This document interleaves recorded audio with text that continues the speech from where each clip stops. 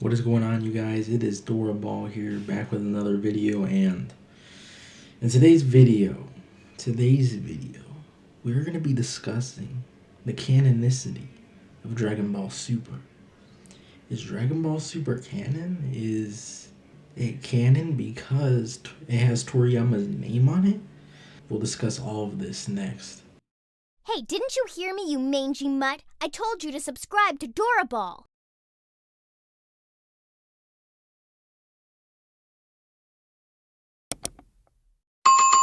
So with Dragon Ball Super,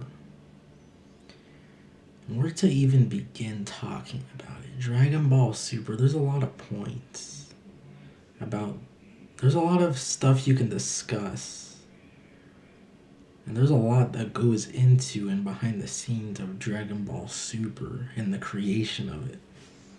So most of you know that Toyotaro is really the main guy writing it now, especially now. Like, he has been kind of before. Toriyama would give a very basic outline through email. So Toyotaro is really the main guy doing it, especially now. He's like doing almost 100% of it now. So yeah, with Toyotaro,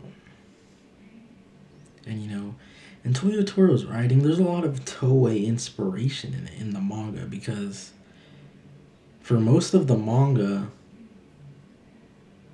up until all the way to the Tournament of Power, the anime was ahead of the manga. So all the concepts and stuff that Toei would create, Toyotaro would put them in the manga. There's just a lot of corporate influence, and with Goku, the way he acts in Super, how he acts dumb, and yeah, I just hate his character in Super. And that his personality appeals more to children because he's goofy and all that. But and he was goofy in Dragon Ball and in Z, but Goku knew when to get serious in Dragon Ball Z and in Dragon Ball. But he's just really goofy in Dragon Ball Super. It appeals more to a children's audience, and just the whole show in general appeals to children. And like I say that, like I keep saying, it is a very corporate project, and Dragon Ball is really treated like Pokemon now. How it's just a cash grab. It's just a cash grab. Like, that's what Dragon Ball is today. Modern Dragon Ball is just straight up cash grab. Like, why else would you bring back a completed story? So like I said, it's so fan servicey, and Dragon Ball Super is really fan servicey. With the multiverse. You know how long the Goku versus Superman debate went on? It literally went on for like 2 decades straight. So they created the multiverse, because of Superman and Marvel, and it wasn't executed well. It's just a really fan servicey. They keep bringing characters back: Frieza, Vegeta, Future Trunks, Brawly. Even though the Brawly movie was good because Toriyama had more involvement in it, but even before they brought back Brawly, they brought back characters like Brawly, like Kale and Kefla. But so it's very corporate, And they bring back these characters to promote games. They brought Future Trunks back to promote Dokkan, Dragon Ball Legends, and Xenoverse 2 was coming out at that time. So Xenoverse 1 or 2, I don't remember.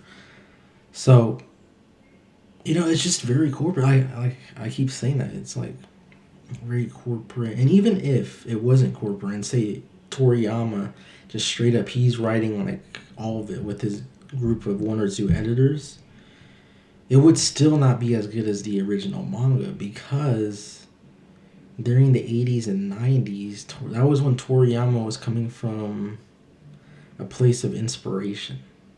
He was in a certain headspace.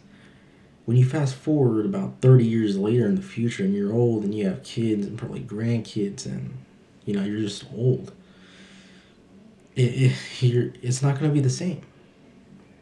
So, even though I feel like he still can write pretty decent stories, not as good as the 80s, 70s, 80s, and 90s with, Dr. Slump, Dragon Ball, and all that. Or, I feel like he can still write decent stories if he actually sat down and did it, but, he just. Why would you want to do that? You're old, you want to relax. He worked extremely hard during the 70s, 80s, and 90s. And even after that, and even now he's still working. But Toriyama, he's just not too involved, and even if he was, this is 30 years after the series was completed, and the story was finished. The Dragon Ball story was completed. So if any author completes a story, like concludes all the character arcs, concludes all the themes, concludes everything about the story, and you try to write more, you can ruin it. You can really ruin it. Like, say with Oda from One Piece. Say if he concluded One Piece now in 2021, and he came back like in 2045 or in 2050,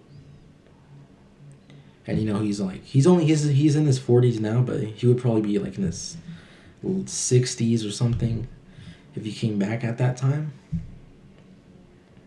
Even if he was writing like 100% of it, it wouldn't be nowhere near as good. He's a lot older, and it's hard to keep writing a story that's already completed.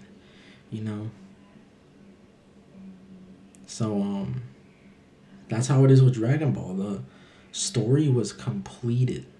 It was completed. All the Pursuit of Happiness arcs were concluded. It was Goku's story from when he was a little kid to when he was a grandpa, when he meets Oob. His Pursuit of Happiness journey. So that's why Dragon Ball Super is the way it is. All these factors, all of them. And even Toriyama's involvement, all his work that he's done since 2013, which was when Dragon Ball came back, has been through email. He doesn't do the whole story. He just does very basic plot points. Now he doesn't do any points. It's just all Toyotaro and Toei and all that corporate influence. So but yeah, he like email. Usually when you're writing a story with a group of editors or something, you're meeting up a lot and you're discussing. Toriyama, he's just, he's old. He's like, I'm gonna send a few points through email. I'll send. So Dragon Ball Super is like, I don't consider it canon. Like, all these factors, like, modern Dragon Ball will never be as good as the original manga. Because the story completed. That's the main reason. And number two, it's very cash grab and, it just, no, dude.